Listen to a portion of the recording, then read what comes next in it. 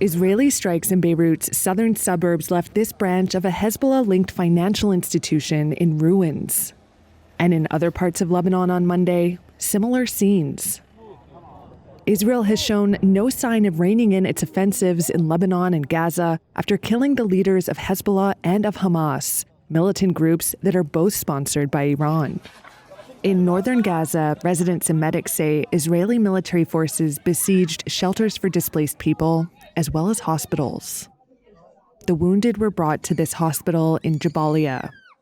More than 24 people were killed in strikes in Jabalia and elsewhere, Palestinian health officials said. In Beirut on Monday, there was a push for diplomacy. The Arab League Secretary General called for an immediate ceasefire in Lebanon.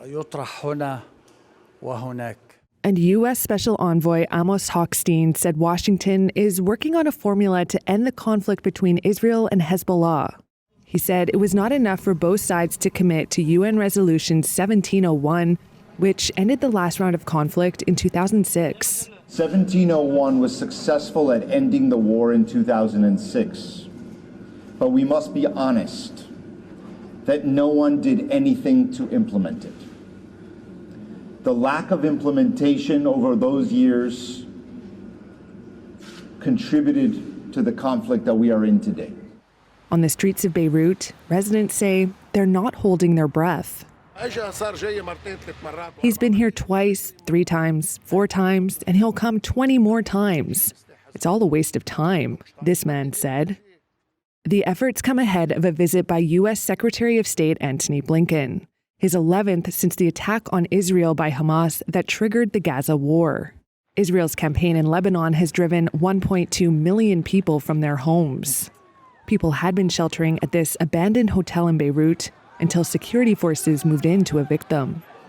Israel says it wants to drive out Hezbollah fighters from the border region so tens of thousands of Israelis can return. They've been forced to flee over the past year due to cross-border fire from Hezbollah launched in solidarity with Palestinians. Israel launched its campaign in Gaza after the October 7th attack that killed around 1,200 people, with hundreds more taken hostage, according to Israeli tallies. Israel's campaign in Gaza has killed more than 42,500 people, according to Palestinian officials.